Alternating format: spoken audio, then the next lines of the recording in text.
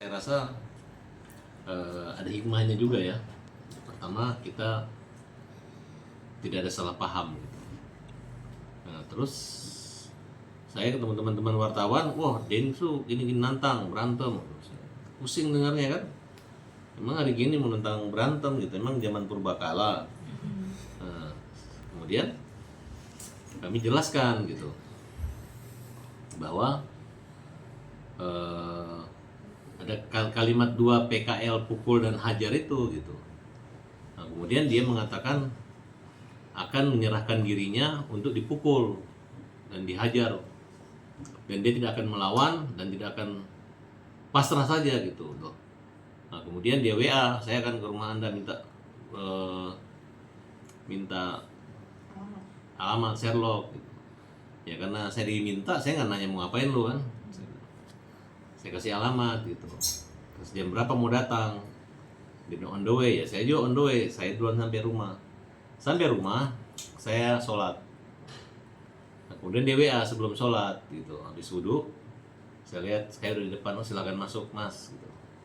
Nah, saya persilakan, kita buka rumah. Kemudian setelah saya sholat, saya amati dari CCTV saya, ternyata ada Densu.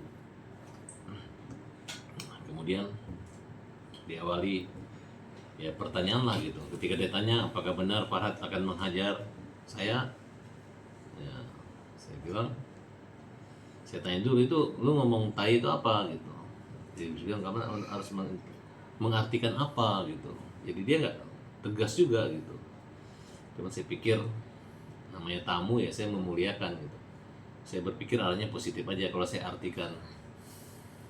Bener juga sih, kayak misalnya tiba-tiba ada wanita mengatakan aku mencintai Farhad, terus saya artikan tai aja kan bisa juga ya. Kalau mau gitu-gitu kita kan bermain kata, kok kamu pakai tai, itu kan tai bahaya gitu. Misalnya aku adalah ketua umum partai gitu kan, tai gitu kan. Nah tapi saya bilang, tahu nggak dampaknya dengan lu ngomong tai gitu, aku diajak orang digiring, lu terlalu berani bilang gua ini tai gitu. Ya tapi lu juga bilang gua nama dia, saya nggak pernah bilang namamu tai, saya hanya bilang gua panggil tai aja, mau bilang suka bilang tai gitu kan, berarti nggak ada marah dong gitu. Nah, jadi saya tidak pernah secara terang-terangan menyebutkan atau menghina dia gitu, tapi kalau dia terang-terangan menghina saya. Oleh karena itu dia minta menjelaskan bahwa dia orang Makassar, ada siri gitu, harga diri gitu. Saya bilang saya juga orang Bugis. Ya kalau kau bilang tai juga, ya saya juga marah gitu. Kalau di pikiranmu tai itu kotor, saya juga marah gitu. Sekarang kau bilang tai kotor aja, nggak usah saya pukul, saya laporin kamu gitu. Ya kan, seperti itu kira-kira gitu. Tapi saya menahan diri, memang makna habis wudhu sholat itu tenang aja gitu. Jadi mungkin Densu melihat saya punya wajah bukan wajah-wajah pelawan atau perang ya, mungkin juga ya. Itu kebetulan bertepatan waktu habis sholat saya datang turun. Ya memang saya udah mempersiapkan pakai celana training, ya mungkin pakai baju lebih sopan rapi. Ya, saya khawatir awalnya saya buka semua cincin dengan jam saya, takutnya terjadi apa-apa kan, soalnya Densu ini badannya besar juga kan. Kalau saya pukul dia KO, ya mungkin dia KO. Tapi kalau dia mukul saya KO kan, ntar yang ada masa gue jangan ambil cincin gue, jangan ambil jam gue, betul nggak? Nah, akhirnya, tapi saya berpikir nggak mungkin lah, nggak mungkin orang penjahat aja datang ke rumah kita mikir untuk macam-macam kan, apalagi saya ada wartawan. Ya udah, saya pakai rapi, pakai bando. Nah, mungkin dikira perempuan ya, pakai bando. Akhirnya ngomong, dia minta izin untuk diambil podcastnya juga, silahkan aja gitu, jadi nanti bisa dilihat apa keterangan gitu. Ya kalaupun saya diam, bukan saya takut atau bukan saya merasa, ya memang itu memang pembawaan karakter saya, apalagi saya menghormati orang yang datang ya bertamu, dan saya anggap ini adalah rezeki dan rezeki pertemuan silaturahmi malam ini gitu. Nah, sampai di sana klarifikasi, saya bilang hajar. Kalimat hajar yang saya katakan itu kan jelas-jelas saya bilang kami punya LSM hajar kan. Hajar itu artinya apa? Hukum jamin rakyat. Kemudian pukul itu dari kalimat PKL. PKL itu artinya pembela kaum lemah. Pukul gitu. Makanya Agus kalau teriak sekarang selalu teriaknya hajar pukul gitu. Nah, jadi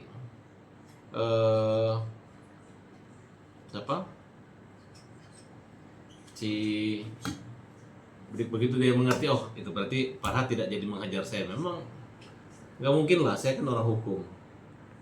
Kenapa saya harus saja memukul orang? Ini kan bukan zaman purbakala gitu.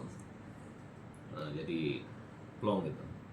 Karena juga kalau Denny Sumargo tidak ketemu saya, tidak menjelaskan, kan nggak enak juga kalau orang, wah ntar gue dipukul, gue dihajar, kalimat kata-kata nggak bisa tidur kan. Memang cara yang paling tepat itu adalah dia datangin saya menanyakan gitu. Walaupun Denny Sumargo memberi kesempatan saya untuk memukul, dia nggak akan perlawanan, ya saya nggak mungkin mukul orang gitu kan. Betul nggak Mas? Mungkin kalau zaman saya masih di bawah 17 tahun, namanya anak kecil pukul, masih pukul. Kita pulang muka kita berdarah, orang tua kita marah, tapi wah ini anak berani kan, kira-kira begitu. Memang dari kecil saya memang dulu nakal, suka berantem. Tapi saya berantem bukan musik orang, saya membela teman-teman saya yang dipukul gitu. Kalau saya dengan teman berteman, tiba-tiba teman saya ini mukul orang, saya bisa mukul teman saya yang mukul orang gitu. Jadi saya dulu bukan termasuk orang yang ganteng-ganteng banget, karena muka saya dulu penuh cakaran. Kalau masih anak kecil kan cakaran badan saya. Pokoknya kata ibu saya bandel dulu. Tapi alhamdulillah dengan badan saya gemuk, bekas cakarannya hilang gitu, jadi kayak kembali ganteng lagi ya. Kalau kurus banyak cakaran nih wajah saya nih gitu. Jadi nggak perlu skincare aja kalau mau muda, cukup gemuk aja langsung jadi muda. Bang, tapi tadi dari pertemuan tadi ada permintaan maaf nggak sih mungkin dari abang atau? Nggak ada, kita nggak ada. Dia nggak minta maaf, saya juga nggak minta maaf. Cuman Denny, oh kelar gitu. Kalau begitu kan tidak ada. Saya permisi pulang, ya sempat ya nggak usah salaman, tapi ketika saya jelaskan, lu ngomong ini, akhirnya lama-lama jalan sampai di sini clear sama sahabat saya ini Ais, kemudian Denny juga ya. Kita clearnya nggak ada masalah, kita sampai situ. Jadi kita nggak perlu lagi kayak Nopi dengan Agus harus tunduk-tunduk cium kaki gitu, ya kan? Nah menurut saya, ya saya mengartikan dia termasuk orang yang berani lah gitu. Sudah bilangin ngejek kalimat tai yang multi tafsir, tapi dia mengatakan, lu harusnya kan dia minta maaf nih, terbalik nih, jadi kesannya kita yang salah. Udah kita dikatain tai, terus kita disuruh menghajar dia, kan nggak mungkin, betul nggak? Yang ada lu bilang gua tai aja itu sudah satu kesalahan, terus mau dibalas dengan ancaman hukuman 1 tahun, ya, dibalas dengan 351 penganiayaan. Atau kalau saya 2 pukul dia jadi kena 170, pengeroyokan rugi banget gitu. Nggak mungkin gitu, ya nggak? Sedangkan orang hanya 1 kalimat bodoh aja ketika berproses bisa nilainya, dendanya 1 miliar, kenapa harus kan? Saya jamin kalau kalimat itu diproses, ancaman hukumannya bisa denda 500 sampai 1 miliar gitu. Saya pernah mengalami hanya kalimat 1 kata bodoh gitu. Jadi jangan sembarang mengejek orang, jangan sembarang menghina orang. Boleh kamu ejek, nggak usah sebut namanya, kamu tunjukkan, jangan tunjukkan fotonya, kamu bilang aja oknum, sebutin nama singkat, tuh nggak ada masalah. Jadi Mas, yang di dalam itu ada podcast itu seperti apa maksudnya? Enggak, dia bawa kamera aja gitu. Kalau saya kan nggak mungkin saya foto dia gitu kan. Kalau dia udah bawa kamera gitu. Saya mengucapkan terima kasih sudah bantu Agus gitu. Nah, terus dia menyalahkan saya, katanya masuk ikut campur sehingga jadi kisruh. Nggak ikut campur, saya membela. Ya, dia nggak mau ikut campur, terus itu Denny Sumargo punya peran penting untuk menyelesaikan ini. Orang yang paling berhak atas uang ini untuk melindungi Agus itu adalah Denny Sumargo. Katanya abang sempat menyampaikan itu ke Denny nggak? Udah. Tanggapannya? Ya dia seolah-olah Agus ini kenapa ngelaporin polisi gitu. Jadi saya ngelihat kok Denny sayang sekali sama Novi gitu. Ya kan? Dia tahu nggak? Artinya ada tudingan dari Densu bahwa terlibatnya abang di dalam ini Ya dianggap bola liar gitu. Ya karena memang dia kan bersahabat dengan Novi. Dia nggak bisa menyelesaikan masalah ini karena terkait saya gitu. Tapi kalau dia selesaikan, tetap aja Agus tidak akan mendapatkan haknya gitu. Nah, yang sebenarnya sekarang kan sudah dikuasai oleh Novi. Denny pernah mengatakan dia janji akan mengganti uang itu, mengganti uangnya siapa? Agus. Sebenarnya kita sih nggak usah ngejar Novi juga nggak apa-apa, cukup cari daun Denny aja kan. Nah, tapi kan Denny kan pulang dari Korea, dia tidak mengikuti perkembangan bagaimana pengacaranya dari Novi yang mengatakan uang itu kalau kepake 100 sisanya buat orang buta lainnya kan gitu kan. Itu kan cara-cara provokasi. Mulai mereka menggiring kan bahwa ini untuk berobat gitu. Padahal kalaupun berobatnya selesai kan bisa jangka panjang. Bisa untuk dia bisnis, bisa untuk makan dia, atau mungkin didepositokan uangnya buat dia, tergantung dia lah. Kalau diuntungkan bisa beli rumah, tapi toh nanti akhirnya dijual, mending dia kira-kira hidup berapa tahun lagi. Sekarang usia misalnya 40, 30 tahun lagi, berarti kalau 1 bulan 2 juta atau 5 juta, satu tahun 60 juta, 10 tahun 600 juta, berarti 1,2 miliar bisa 20 tahun gitu. Ya kan? Nah, jadi gitu aja hitungannya. Jadi jangan dia digiring, diejek bahwa uang ada kok BPJS, jangan begitu gitu. Sebenarnya dia ini orang baik. Saya juga nggak nyangka sampai dia membuat Farhat datang hajar, nggak enak, saya nggak asik gitu. Aku nggak asik gitu, nggak merasa nggak nyaman harus Denny datang ke rumahku minta saya pukul dia, kan kurang gitu. Nggak tahu kenapa ya. Mereka kan masalah tinggal telepon godam selesai ya. Betul nggak? Tadi saya teman-teman tanya, saya udah diskusi apakah kalau dia masuk ke rumah kita pukul, ataukah kalau dia pukul kita balas, ataukah kita bikin dia emosi dia mukul, kan banyak sekali alternatif tadi. Tapi yang saya coba, saya sholat dulu, habis sholat dulu saya tenangkan hatiku. Akhirnya karena kalau pesan ibuku ya bapakku, kalau kamu emosi lebih baik kamu berwudu dan pergi sholat, duduk sholat. Nah kenapa? Ya mudah-mudahan bisa tenang gitu, mudah-mudahan tidak ada setan yang memancing, memperkeruh. Dengan cepatnya di sini saya anggap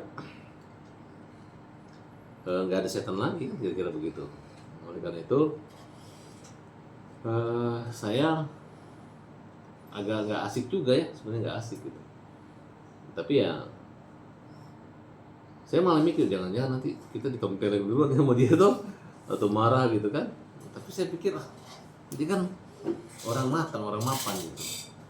Sebenarnya nggak perlu gua mukul gini. Saya malah menggambar, malah teman saya nakutin bahwa Denny orang Makassar mau satu badik, mau bawa badik, wah bahaya nih. Ini kalau kurus dikit mungkin nggak tembus badik, ini gemuk ini mudah nyobeknya ini kan. Terus apa saya bawa badik juga kan, betul nggak? Ya pokoknya udah pikiran tuh nggak enak gitu. Ya tapi saya itu nggak, masa gua nggak datang, dia udah datang, gengsi dong gitu kan. Nah, saya bilang Denny ke rumah Farhat Abbas bukan untuk silat, tapi silaturahmi, betul nggak? Bukan mencari niati, tapi mencari damai. Cari damai, bukan cari Dani, tapi cari damai. Kan betul nggak? Nah, kemudian kita nggak bicara panjang. Dia bilang selesaikan urusan dengan itu. Dia permisi tadi. Permisi baik, mungkin ya pokoknya dia nginjak terus di tanah di rumah saya, kakinya diinjak-injak kayak gini. Nah gitu, mungkin. Gitu kan? Udah kayak kuda aja kalau tutup gitu. Gak tahu artinya apa ya. Apakah dia sebelum masuk rumah saya berdoa, apakah dia keluar juga berdoa gitu kan. Tapi yang jelas kan saya udah sebelum Denny ketemu saya udah bilang Denny udah klarifikasi kalimatnya, ditafsirkan yang positif. Ya kalau misalnya kalimatnya Denny itu dari depan tae. Nah, tapi kalau mungkin dia nyuruh saya baca dari belakang gitu kan, ya. Misalnya dia kayak gitu kan. Jadi makan kan, betul nggak? Lalu tae ya, betul nggak? Jadi saya anggap Denny menyuruh saya jangan baca dari depan.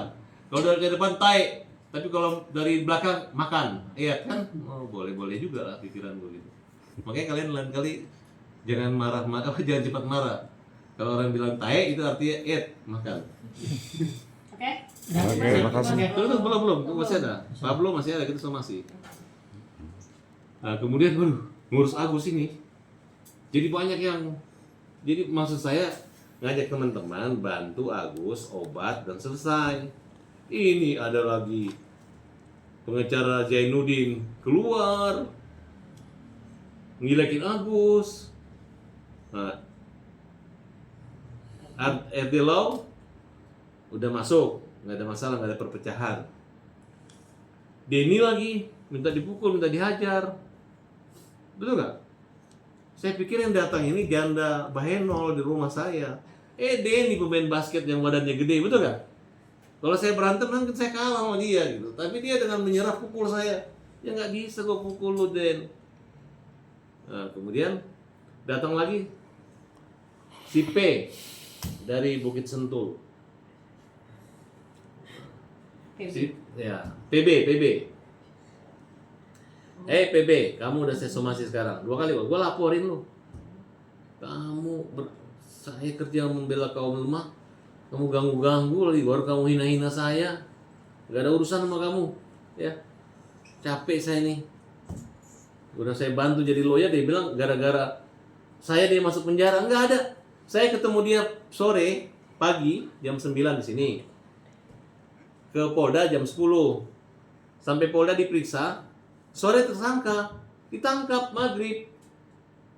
Tahu kenapa? Karena mereka sembunyikan barang bukti tukar handphone di warung kopi tiam di situ. Polisi anggap tidak kooperatif. Nah, karena tidak kooperatif, dikhawatirkan melarikan diri, mengulangi, menyembunyikan barang bukti, ditangkap. Saya tanya Pak Polisi, mungkin malu gua masa ditahan? Ya begitu orangnya, ya bingung kita. Ditangkaplah supirnya, ngaku disuruh, itu memperberat. Ditangkaplah tantenya, tetangganya. Oh, ada Farhat telepon tadi, sembunyi barang bukti. Padahal kan saya nggak mikir sejauh itu.